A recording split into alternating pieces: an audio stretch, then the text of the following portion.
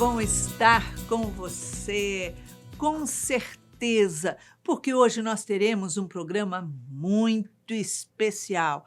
Fique ligadíssimo. O programa hoje vai ser um programa diferente, pois recebemos várias cartas de vários locais diferentes e pedindo que nós fizéssemos um programa falando de Deus, especificamente trazendo Deus.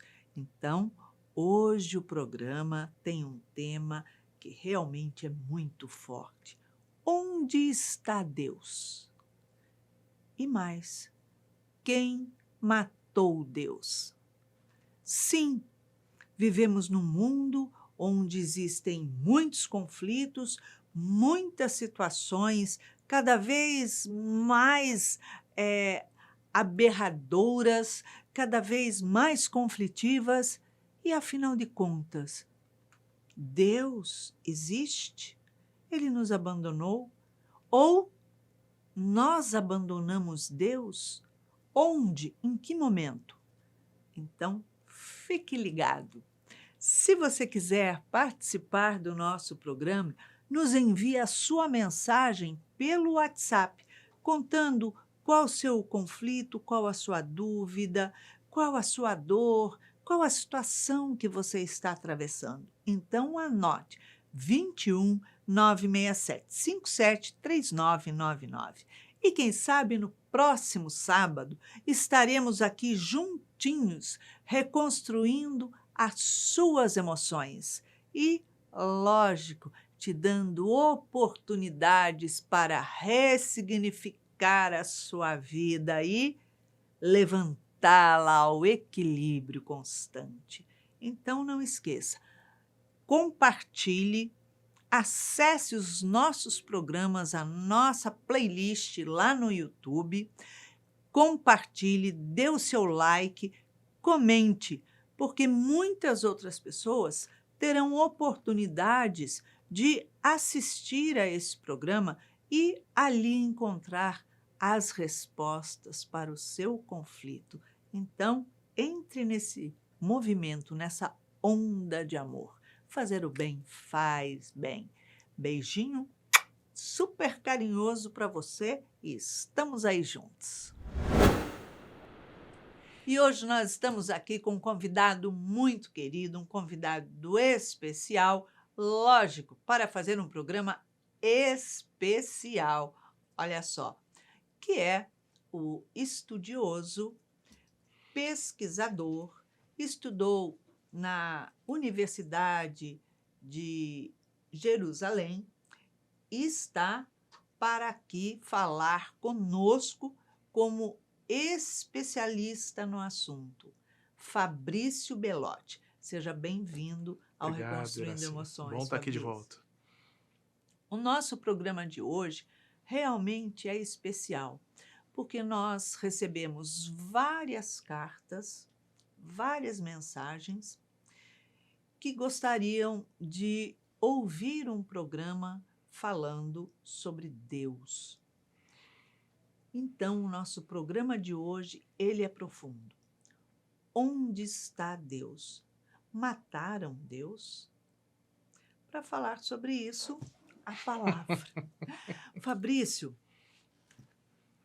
na atualidade que estamos vivendo, com tantas dificuldades, num mundo completamente cibernético, de tudo quanto é lado, onde tudo passou a ser muito volátil, muito líquido, muito distante, perturbador, onde as relações elas se esfriaram mais e se distanciaram, passando a ser superficial, onde guerras acontecem simultaneamente dentro do mundo de atualidade, onde se despertam consciência através do autoconhecimento, eu te pergunto, onde está Deus? Poxa, Iraci, obrigado pelo convite. Esse tema é um dos mais complexos, instigantes e difíceis de tratar, mas você começou citando Bauman no Mundo Líquido, que é um sociólogo que tem uma voz relevante hoje, e ele traz para a gente um conceito que é o que você comentou, as relações entre os seres humanos estão se configurando de uma forma tão unicamente inovadora e estranha que parece que o ser humano está completamente perdido. Bauman não fala isso diretamente, mas ele fala, olha, tudo hoje é muito fluido, muito contextual, muito dependente daquele momento. Eu agora estou aqui defendendo um ponto de vista, falando com o Iraci daqui a 2 horas, a depender do que a gente vê nas nossas respectivas redes sociais, da quantidade de likes que eu e você recebemos e de uma série de questões, as mesmas opiniões que nós defendemos na nossa conversa aqui podem ser completamente diferentes. Essa é a liquidez.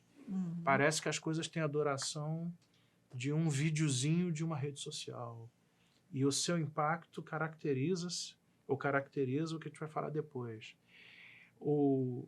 Os sociólogos, assim como é o caso do Bauman e o Val Nahara, que é um professor da Hebraica de Jerusalém, e outros estudiosos, alguns até brasileiros, o professor Mário Sérgio Cortella tem se dedicado a estudar isso, estudou durante muitos anos na disciplina de ética na PUC de São Paulo. As nossas relações estão sendo cada vez mais substituídas de relações baseadas em valores, baseadas em propósito, baseadas em, de fato, a construção daquilo que nos identifica como seres humanos, para, como você bem comentou, relações intermediadas por um equipamento, pela rede, pela internet, e com uma tentativa de projeção midiática num todo que as pessoas assistem. E a gente está perdendo a nossa identidade, muitas vezes, e criando uma verdadeira identidade de um mundo de fantasia numa rede social que é para a gente aparecer rico, feliz, bonito, saudável. Quer dizer, eu, se sou esposo da Iraci, tenho que estar numa foto com ela sempre super alegre, como se na nossa relação conjugal não coubesse um problema matrimonial. Desgaste qualquer. Que é óbvio que todos os casais têm. Todos. Sou filho de Iraci, mas eu estou sempre na foto com ela super feliz, como se eu e minha mãe não pudéssemos ter. Enfim, esse é um mundo irreal. E a sua pergunta coloca Deus no centro dessa discussão, que é fundamental, Iraci. E eu vejo particularmente alguns movimentos, sabe, Iraci? E me permita tentar traçar aqui uma trajetória histórica que eu acho que sempre ajuda a gente a refletir no momento em que a gente está, quando a gente volta um pouco e tenta entender como é que a gente chegou nesse momento. O ser humano sempre teve relação com Deus. E, Iraci, não é só isso, não. Essa relação com Deus, ela foi, durante toda a trajetória da humanidade, fundamental para a existência humana. Os primeiros relatos que a gente tem, isso é arqueologia, isso é historiografia, do contato do ser humano produzindo alguma coisa que a gente pode chamar de comunicação, são os hieroglifos lá de trás, os homens das cavernas, e se você pegar aquilo ali, obviamente, uma linguagem difícil de interpretar e muito complexa, mas você vê ele se relacionando com a natureza como se a natureza fosse Deus. Então você verá o homem tendo contato com fogo e achando que aquele fogo é a manifestação de alguma coisa que ele nem sabia o que era, mas era Deus para ele. A coisa avança um pouquinho, o homem começa a se organizar em sociedade e a primeira coisa que ele faz é gerar um lugar de culto, é achar um lugar para ele se curvar diante de uma autoridade superior que ele não sabia explicar, mas que para ele tinha uma conotação de maior, de impactante na vida dele e de demandante, de necessitante de um ato de devoção. Aí a coisa vai avançando, a gente entra na sociedade isso sem falar da nossa doutrina, tá? Sem falar da nossa obra magistral, por exemplo, A Caminho da Luz de Emmanuel, que descortina para a gente, na literatura espírita, o objetivo de cada uma dessas fases dessas civilizações. Mas pegar a academia, e aí você vai avançar um pouquinho, chega na Mesopotâmia, chega no norte da África, onde aparentemente, na visão da história, a gente começou a se organizar melhor. Você verá uma tribo africana antiga, indígena, cultuando a terra, se aproximando muito da natureza, mas sempre reverenciando Deus. Você verá um pajé, um índio do norte das Américas ou da América do Sul, sempre conectando a Gaia, que é aquela deusa que cuida do planeta. Quer dizer, Deus sempre teve Mas não é que ele sempre esteve conosco, Iraci. O ser humano sempre se entregou a Deus, louvou a Deus, adorou a Deus, buscou a Deus. E aí a coisa foi passando, as civilizações foram se organizando, até que a gente pode chegar, por exemplo, num episódio que acho que fala um pouco com o momento atual, até pela nossa tradição judaico-cristã ocidental, onde Deus esteve ausente. O judaísmo começa, se organiza, a gente falou disso agora há pouco, ali na região onde hoje é o Estado de Israel, e eles tinham uma profunda devoção desde seu patriarca Abraão a um Deus único, monoteísta, e eles tinham um rito sacrificial, tinham um templo. A nação de Israel se chega num determinado momento em que ela se divide em 2 reinos. E uma voz se levanta contra essa divisão totalmente política, e essa voz era a voz de um profeta, que era o mensageiro de Deus. Eles não ouvem essa voz. E eles falam assim, vamos dividir, vai ter um reino do norte e um reino do sul. Eles seguem separados. O reino do norte é derrubado por uma nação e uma potência poderosa. E um pouco depois, em 570 a.C., o reino do sul cai. Eles são levados cativos.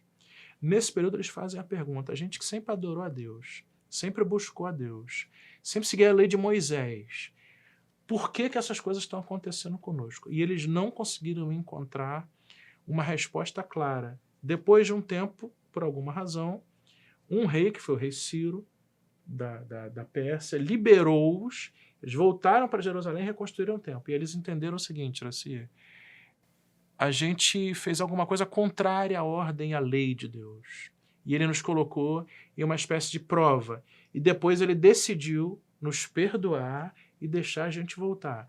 E aí eles recuperam a fé em Deus e reescrevem a Bíblia hebraica.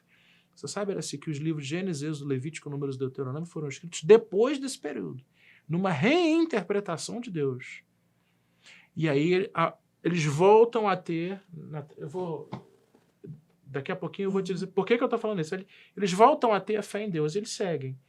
Em determinado momento, e a vida vai bem. E aí, a presença de Deus, a crença de que eles estão fazendo a vontade de Deus, ocupa o espaço que sempre ocupou no judaísmo. Só que lá pelas tantas, uns 450 anos antes de Jesus, morre o último profeta, Malaquias. Tem o último rei, Zedequias e outros reis mais. E aí a coisa começa a ficar estranha, eles começam a ser dominados por outras nações, eles voltam a fazer a pergunta. Onde está Deus? Mataram Deus? Então Deus sempre foi associado a usufruto de uma vida satisfatória, plena, se não prazerosa, pelo menos segura, do ponto de vista material. E quando a coisa vai mal, é que a gente olha e fala assim, acho que ele se esqueceu de nós. Quer dizer, Deus é como se fosse um balcão e eu um cliente, e que eu me aproximava dele para pedir favor para ele. E o que ele exigia em troca de mim era eu fazer alguma coisa que parecia ser a lei dele, ou a vontade dele. A relação foi temor. Essa é a tradição judaica. 450 anos antes de Jesus, não tem mais nenhum profeta falando nada. Você não encontra assim nenhum texto, em hebraico, em grego, nada. E eles ficam 450 anos, é o grande chamado silêncio de Deus. Eles entram em pânico, porque eles têm a seguinte compreensão, alguma coisa vai acontecer, Deus vai mandar alguém para ajudar a gente, para salvar, e entra e sai império, dominando eles. Só que Deus não falava nada, porque os profetas não estavam falando, não tinha profeta, o último foi Malaquias.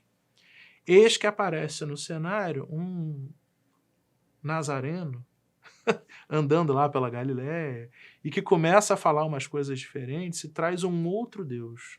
E a gente começa e inaugura esse movimento do Cristo, o movimento do cristianismo. Agora, o que aconteceu nesses 450 anos, Iraci? Se produziu muita cultura, muita filosofia e muitos textos que apresentavam um mundo em decadência, um mundo cataclísmico. É desse período, na tradição judaica, que surge a literatura apocalíptica.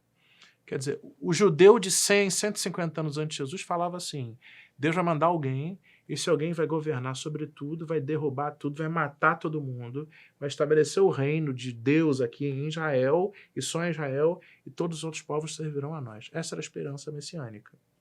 Jesus muda completamente esse entendimento, apresenta um outro Deus, amor, perdão, misericórdia, paz, compaixão, e isso é deixado de lado. Mas esse período do silêncio de Deus produziu uma literatura que mostra como o ser humano, afastado da crença de Deus que é, e em busca de uma resposta, é capaz de se desesperar completamente e se perder na sua própria trajetória.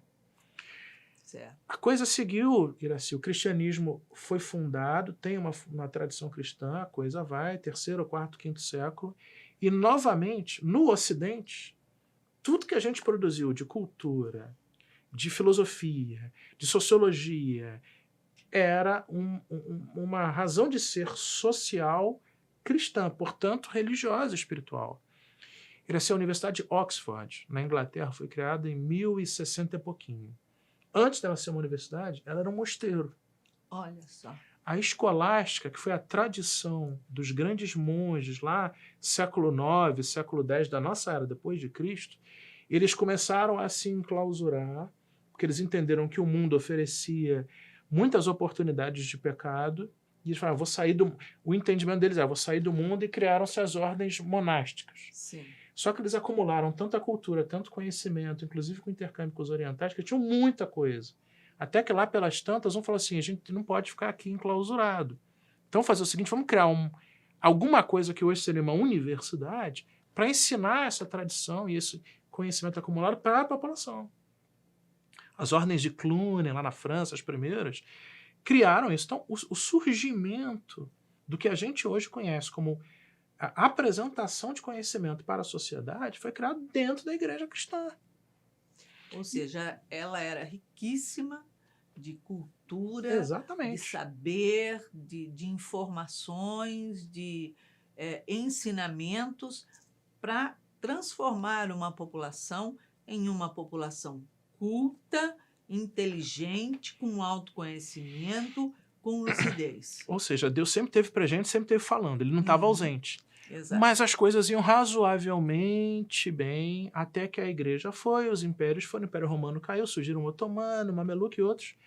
Lá pelo século XIII, XIV, a igreja resolve fazer o seguinte movimento. A igreja, porque o comando do mundo, Iraci, político, era igualmente um comando do mundo cristão na figura dos papas. Da igreja. O cristianismo era o catolicismo. Eles eram imbricados. E eles exageram no tom. Você tem o advento da venda do acesso ao céu, a venda de benesses, né, atestadas pelos bispos. Quer dizer, o cristianismo se afasta da sua origem e começa com muito poder, muito dinheiro, papas fazendo atrocidades, vem as cruzadas, a coisa desanda. E aí o mundo reage contra isso e fala, olha, essa visão de Deus e da religião não nos atende. Muita guerra, né? Muita guerra, em nome de Deus, com a cruz na frente. A venda de indulgências. As foram assim. E aí há um movimento de reação a isso. Esse movimento é a Reforma Protestante, feita, Iraci, começada com esqueço o nome dos reformistas principais, mas eles eram bispos e padres da Alemanha, da Inglaterra, da França, e eles vão contra isto. E aí o mundo faz um movimento estranho, Iraci, que eles vão contra a religiosidade total, e não o erro da religiosidade cristã. A Reforma Protestante surge, Calvino foi um dos principais lá, ele fundou o calvinismo. Lutero, o nome que eu esquecia, fundou o luteranismo. Só que o que acontece?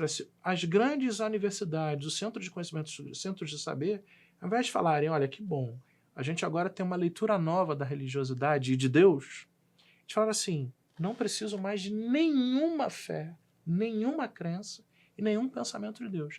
Eu sou autossuficiente. Isso é século XVII, século XVIII. Na França você começa a ter os movimentos de revolução, ao fim das monarquias, o início dos estados parlamentaristas, e nesse burburinho todo, Deus começa a ficar de fora da jogada de novo. O ser humano acha que a religião é mais nociva, mais danosa do que boa, e colocam nesse mesmo bolo Deus. E aí você tem a produção de cultura, conhecimento, filosofia, as mesmas coisas. A produção humana do pensamento de como é que ele se posiciona, sem Deus. O ápice disso irá ser o século XIX, onde você vem a grande revolução do iluminismo, aí vem Augusto Comte, vem Durkheim, vem Feuerbach, vem grandes pensamentos. A França é um local muito fértil desse tipo de pensamento. e outros, a Europa de forma geral.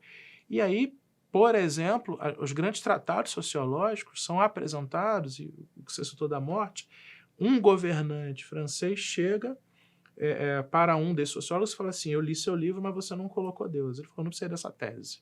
Deus não existe. Eu não preciso de Deus para produzir conhecimento da vida em sociedade. E ali a gente tem a decretação da morte de Deus no pensamento humano. O que a gente produziu com isso, Iraci?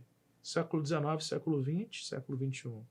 As duas maiores guerras mundiais da história da humanidade, onde pela primeira vez o mundo inteiro se juntou em duas guerras, a Segunda Guerra Mundial, particularmente, de uma forma contrária a um povo, que era o povo judeu, aí voltamos à história lá atrás, enfim. A gente tem o período onde o maior índice de criminalidade, de violência, de armas, o surgimento de todo tipo de drogas e ópios e tentativas de você fugir da realidade, o aumento do consumo do fumo, do álcool, todo tipo de criminalidade envolvendo criança, pedofilia, tráfico de mulher. Isso tudo surgiu de lá para cá. A humanidade sempre teve, Iraci, questões relacionadas, por exemplo, à sexualidade. Mas nos últimos 2 séculos, nós estamos falando de 2 séculos, 19, 20 e início do 21, estamos falando de 250 anos.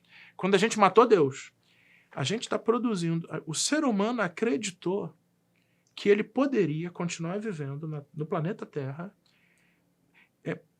pressupondo que Deus não existe, não só não existe, como ele, ser humano, é capaz de resolver todos os problemas da sua vida social, de achar todas as explicações para suas questões e de produzir uma vida completamente satisfatória. Deu no que deu. Ou seja, voltar a um mundo selvagem, voltado para o sexo, que tudo é livre, tudo é libertinagem, tudo é certo e Deus não existe. Deus não Acabou. existe. Deus não existe. Então, ou seja, eu estou regredindo, eu estou voltando a um mundo de selvageria, de ignorância e de tudo, abominando tudo o que traz a cultura, a inteligência, com seu desenvolvimento, o autoconhecimento, que é o que vem ensinando Deus. Espera aí, eu estou... E Iraci, veja, nos últimos 200, 250, vamos colocar 300 anos, a gente tem uma postura diferente do restante inteiro, de toda a história da humanidade, do homem, do ser humano encarnado. Meu Deus do céu! Será que a gente realmente acredita? É só pegar os resultados. E aí, a gente teve, obviamente, uma produção, a gente entrou com tecnologia, hoje os meios de comunicação são, obviamente, muito maiores, teve uma profusão, tivemos diversos avanços. O que a gente hoje entende que é o pensamento científico ou conhecimento científico assumiu um protagonismo maravilhoso. Só que esse mesmo conhecimento científico levou o pensamento do homem de ser Deus. No fundo era assim, o homem está tentando assumir o papel de Deus. Exatamente. Como todo-poderoso da humanidade.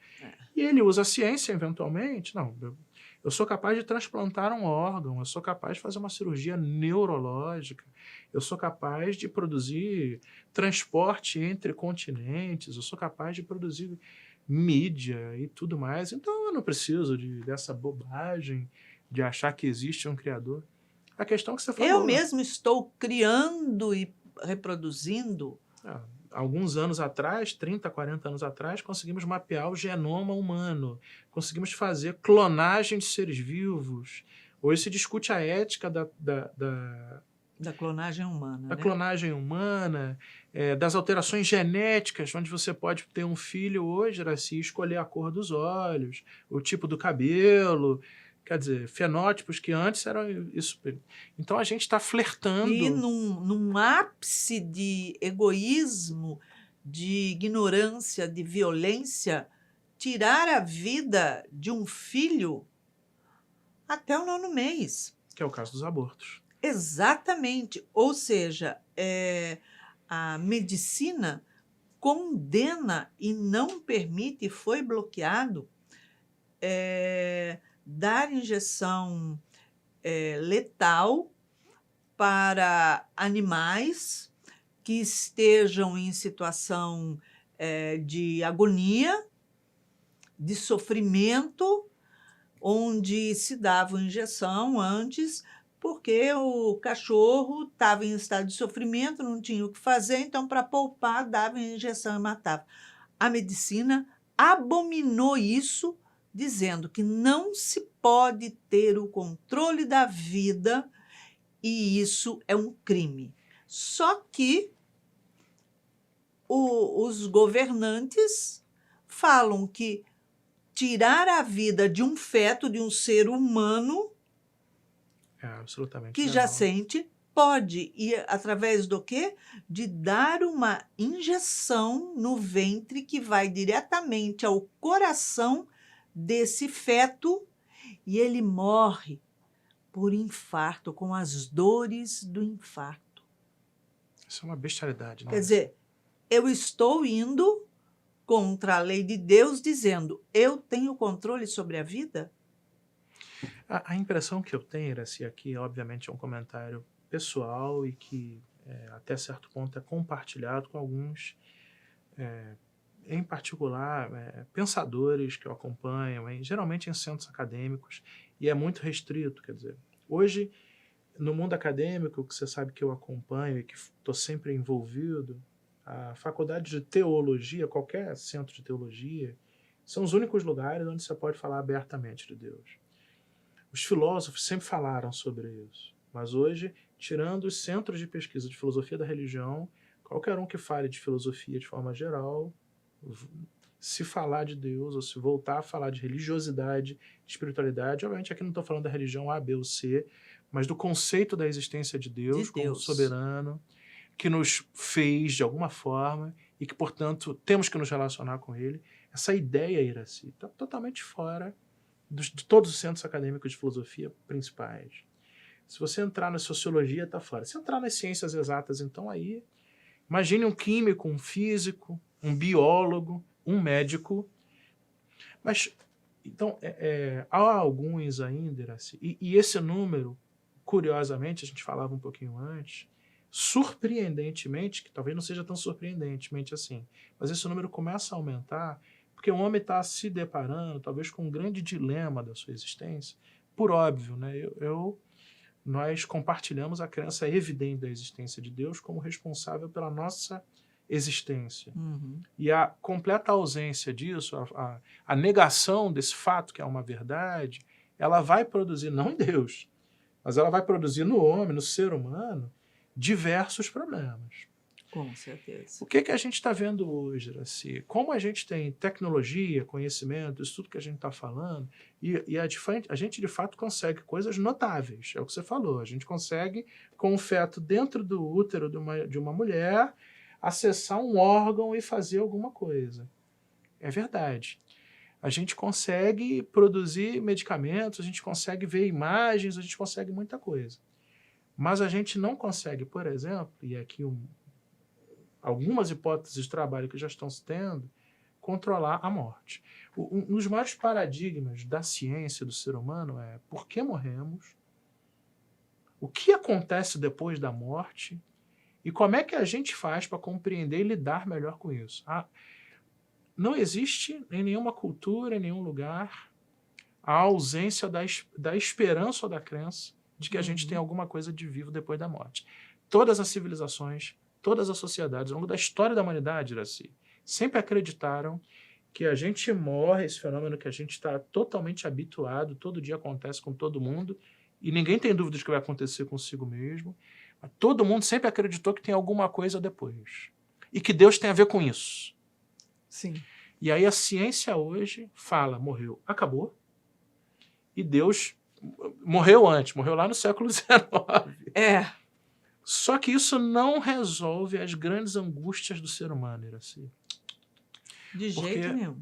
E aí, o que nós falávamos, né?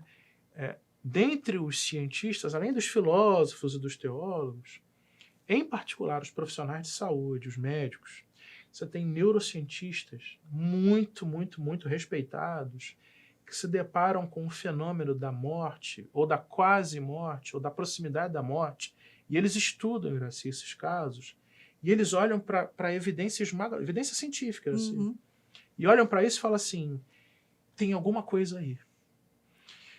O famoso caso do professor Ian Stevenson, que era um psiquiatra financiado por uma universidade teológica protestante, portanto, que não acredita, por exemplo, em reencarnação, como nós Com espíritas, certeza. e que financiou o trabalho dele. Ele pegou 2.000 casos de crianças, Iraci, que não têm condições de criar uma história, não tem nem cognição para isso, nem interesse nisso.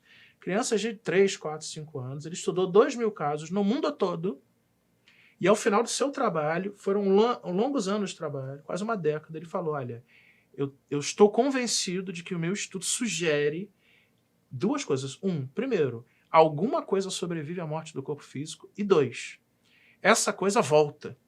Porque ele pegou crianças de 3 anos que narravam fatos de como elas tinham morrido em vidas anteriores. Descreviam lugar, hora, forma, dia... E elas iam procurar e confirmavam, né? Documentalmente, Iraci. Exatamente. Documentalmente. Eu me chamava não sei o quê, não sei o quê, não sei o quê, fui pai não sei de quem, não sei de quem, fazia isso, morri de tal jeito. Vai lá, um outro país, um outro lugar. É fantástico. As experiências de quase morte, Iraci, fenômenos que você tem, a morte do corpo físico, evidentemente, cérebro totalmente sem nenhuma reação, eletroencefalograma paradinho, tudo parado, a pessoa só está respirando por auxílio de aparelhos e mantendo as funções vitais mínimas, a pessoa fica em coma em 1, 2, 3 dias, 4 semanas, depois ela volta e narra o que aconteceu de uma enfermeira que cuidou de uma lesão no meio desse processo, onde o cérebro da criatura, que a ciência diz que é a sede da consciência e, portanto, a sede da vida. E, aliás, você decreta a morte de uma pessoa, muitas vezes, quando você tem a parada cerebral, logo depois o corpo vai entrar em falência, quando ele não volta. Essa pessoa relata fatos que ela viu. Como é que a pessoa vê, Iraci, se o cérebro dela está desligado? Então, esses profissionais estão olhando para isso, são cientistas, são médicos. Exato. Estão falando, olha, tem alguma coisa aí. E na maior parte das vezes, o que é curioso, né, é que esses fenômenos, quando a pessoa narra deles, ela fala, eu fui para um lugar, na maioria, 78%, 80%, ela vai para um lugar, ela vê as ideias de luz, de túnel e tal, mas ela fala assim, eu tive um contato com seres que me acolheram e eu tive uma experiência profundamente espiritual de conexão com Deus e com o sagrado. Então Deus surgiu curiosamente, na morte que decretaram dele. E aí eles estão olhando e a gente começa a ter muito tenuemente ainda, mas alguns cientistas falando, tem alguma coisa. Esses dias eu estava vendo assim, a entrevista de um astrônomo, professor de uma universidade norte-americana. Ele estava falando de um projeto de um grande bilionário atual, de colonizar Marte. O camarada quer fazer uma nave espacial e quer levar a vida para Marte, vida humana para Marte e colonizar Marte. E ele estava criticando isso porque ele fala, ao invés da gente gastar dinheiro pensando em colonizar Marte, a gente tem que resolver os problemas do planeta que a gente mora. Com certeza. E ele se diz um agnóstico, mas ele estava falando, olha, tem uma coisa aí que a gente não coloca nessa história, que é, ao longo de toda a trajetória da humanidade, inclusive dos cientistas principais, a gente sempre considerou a Terra um planeta importante e uma dádiva de Deus. Exato. E se a gente retomar essa convicção de que esse planeta nos foi dado por Deus, esse planeta foi oferecido para a gente habitar e para a gente se desenvolver, para a gente morar, e a gente voltar a olhar para ele, talvez a gente abandone essas ideias loucas que a gente tem. Vazias, né? E comece a cuidar da nossa casa comum. Francisco já falava disso, né? A casa comum, a terra comum.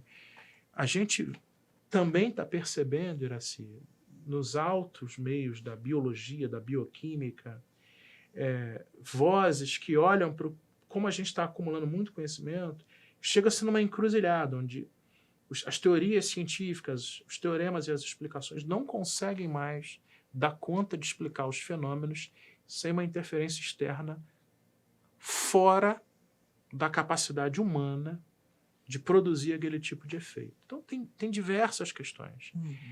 E tem relatos, assim, cada vez mais interessantes. Eu vou dar um que particularmente me tocou muito. Eu tenho familiar. Você vê, isso para mim é um movimento, talvez arquitetado pela nossa espiritualidade bondosa, ao longo desses próximos anos e em vários lugares, para o ser humano voltar a acordar e voltar a entender que sem Deus nós não somos absolutamente nada. Nada. E a gente a gente que passou por uma pandemia agora, assim, onde no fundo, todo mundo trancado em casa, discutindo vacina, discutindo isso aqui, mas no fundo, as pessoas olharam para a ciência, para os grandes, olharam para tudo isso e falaram, acho que eles vão demorar para conseguir resolver o nosso problema. Deixa eu fazer aqui a minha oração para ver se esse vírus passa pela minha porta.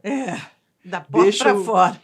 E você vê um movimento mundial de artistas e tal. Nunca antes se foram feitas tantas lives em igreja, templo, lugar de culto. Nunca se falou tanto em fé e esperança. É o ser humano apertado pelas adversidades, falamos disso agora há pouco, e ele só se volta para onde ele acredita que vai conseguir achar algum tipo de Quando esperança. ele ficar coado, o único caminho é o vertical, não tem como. Não tem jeito. Assim. A gente não sabe explicar as coisas que acontecem, tem coisas que estão completamente fora, não só da compreensão cotidiana, como da científica. O meu parente é fisioterapeuta da rede municipal de saúde do Rio de Janeiro. E o fisioterapeuta em CTI toma a decisão de entubar e extubar o paciente. Tinha uma jovem, relativamente jovem, 30 e poucos anos, não se conhecia a sua origem, provavelmente era uma moradora de rua, que chegou em condições muito problemáticas de saúde, foi internada e o caso dela foi evoluindo, agravando. Ela teve que ser entubada. E ela estava com uma série de infecções ao longo do corpo, eles estavam tentando manejar no hospital e a coisa não estava indo bem, eles estavam tentando de diversas formas. Fez uma parada cardíaca, foi reanimada, fez outra, foi reanimada e ela estava sendo mantida com equipamento, já tinha sido tracostomizada, complexo. Até que num determinado momento, ela nunca recebeu nenhuma visita, Iracy. Nenhuma visita. Ninguém foi procurar. Eles mal sabiam o primeiro nome porque ela falou quando ela estava chegando. Até que um belo dia esse grupo de profissionais de saúde faz uma reunião e fala, olha, a gente está reiteradamente tentando fazer procedimentos, a gente consegue um sucesso, mas um fracasso logo depois. Então, nós vamos deixar a paciente seguir o seu processo e vamos interferir o mínimo possível. Porque talvez a nossa intervenção já seja exagerada. Isso é um procedimento comum. O meu parente fez parte dessa reunião. Ao sair, ele estava saindo, ele foi para uma cafeteria, chegou uma senhora idosa. Chegou para ele e falou assim, fulana de tal, onde é que ela tá? Ele achou aquilo que... Tinha acabado de sair da reunião. Ele voltou lá, nem é papel do fisioterapeuta fazer isso, voltou e apresentou a moça, ela ficou lá e tal. Achou estranho. Num momento seguinte, ele voltou para o plantão e essa senhora foi lá de novo, visitou a moça. Ao sair, ela passou por ele, bateu aqui na face dele, isso ele me contou, falou assim, ela tá melhorando? Aí ele, né, tia, ela tá bem, ela tá mal, a senhora tem que ver aí se a senhora é religiosa, talvez a senhora possa fazer algumas orações, mas o estado dela é grave, né, a senhora tem que se preparar. E aí ela bateu aqui e falou, meu filho, você tá com muito pouca fé. Foi embora. Curiosamente, ela começou a melhorar. Um belo dia ela saiu da extubação, depois ela começou a recuperar seus sinais. Todos os casos do que aconteceu no corpo dela melhoraram e ela teve alta 14 dias depois. Íntegra. Ela saiu de mãos dadas com a senhora. E a senhora, ao passar por esse meu parente, deu um tchauzinho para ele e falou, olha, não esquece da fé, hein? E foi embora. Só tem um fato curioso, assim, depois ele voltou naquela reunião e foi falar com as pessoas. Nenhum dos seus colegas, nem médicos, nem fisioterapeutas, nem enfermeiros, viu a senhora. E por acaso, ninguém sabe explicar como é que aquela mulher melhorou. Só tem um relato, que aquela senhora falou para ele. Ele tinha que ter fé. Eu estava ouvindo o Frutuoso, amigo nosso da casa ontem, que foi procurado por um parente que tinha uma... Aí, por que os médicos, Iracy, que estão se aproximando disso? Ele foi procurado por um parente cuja esposa estava muito mal no Hospital Público do Rio. Também em estado grave. Frutuoso pega um médium de uma casa espírita próxima nossa, leva lá. Esse médium entra em oração, o Frutuoso olha para isso. Foi narrado pelo Frutuoso publicamente. Ele olha e fala, olha, médico, ele é cirurgião, oncológico, eu não tenho o que fazer. De repente, o médium que estava com ele fala assim, doutor Paulo, tem um amigo nosso espiritual que é um médico, Dr. Frederic. Uhum. Dr. Frederic faz algumas operações e entende que tem uma figura naquele caso que precisava ser tratado, ele faz o que tem que fazer e vai embora mediunicamente. 3 semanas depois, aquela mulher que ia para óbito sai do hospital, está em casa, hoje ela é avó. E aí o doutor Paulo César Frutuoso fala assim, ele não tem dúvida do que aconteceu e da existência da espiritualidade e da intervenção divina, mas depois ele foi conversar com a equipe de médicos do hospital. Eles falaram assim, a gente não sabe o que aconteceu, mas deve ter sido essa coisa de Deus aí, porque a gente não consegue explicar. Então era assim, não tem como. Assim, São fatos não tem como. que são concretos, reais, e que ninguém explica o como e nem o porquê. O mais interessante realmente foi o fato de seu parente, esse está mais do que claro. Ou seja, um espírito ali se materializou, mandou o recado a ele, olha só, muda a tua visão, né, o seu conceito, e, olha, está sendo provado que a fé pode curar. Detalhe é que meu parente era ateu e não frequentava nenhum lugar religioso, tinha um medo danado do espiritismo. Viu? Se falar em espírito para ele vira as costas e sai correndo. Então não tinha nenhuma fé. É um profissional de saúde. Eu acho mesmo, Iraci, que Deus sempre esteve presente. É o homem que resolveu virar as costas para Deus. Uhum. E Deus, na sua infinita misericórdia, no seu amor, na sua bondade, que é a maravilha de Deus, né, que a gente está tentando compreender, ele respeita a nossa decisão. Com certeza. Mas ele não nos escapa das nossas consequências. De jeito nenhum. Você planta, você colhe. Quando você tem o olhar para com Deus, você consegue encaixar na sua agenda o tempo para Deus, porque aí é que está o negócio. Todo mundo vive num momento onde fala assim, mas eu não tenho tempo, eu não posso isso, eu não posso aquilo, eu ia fazer, não vai dar, eu dou uma passadinha depois, eu faço... E, em realidade, você arruma tempo para tudo que é material, para tudo que é prático, para satisfazer os seus desejos, os seus caprichos do outro, para dizer que porque meu filho está precisando, minha filha está precisando, uma atenção, nananã, e eu fico correndo atrás do umbigo dos laços familiares, porém eu não tenho tempo para Deus, para dedicar no meu dia uma horinha que seja a Deus, sendo que esse Deus é que dá a vida àqueles que eu digo que amo. E ele que vai conservar os laços e ali a proteção e o amor dentro de uma instituição, porque quando falta Deus, a instituição rui. Exatamente. É o que a gente está vendo nas famílias, né, Iraci?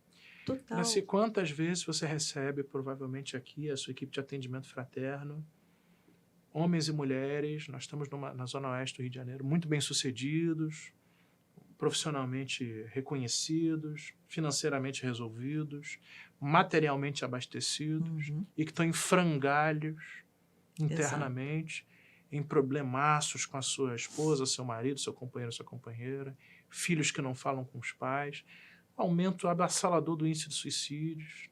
A gente tem recentemente as 2 obras da doutora Anise que mostram a falência do ato da gente colocar a vida material no lugar da espiritual e eleger a matéria como nosso objetivo de vida. Quer dizer, quando você tira Deus da jogada, independente da religiosidade que você pratica, da tradição, se você tirar Deus, o ser humano vai à bancarrota, ele vai se desintegrar individualmente, familiarmente, coletivamente, socialmente, mundialmente, que é o que a gente está vendo hoje. Exatamente. Acho que a gente vai se deparar com essa realidade e talvez vá ressuscitar Deus, quem sabe, nas nossas orações, nas nossas práticas, com certeza. na nossa vida.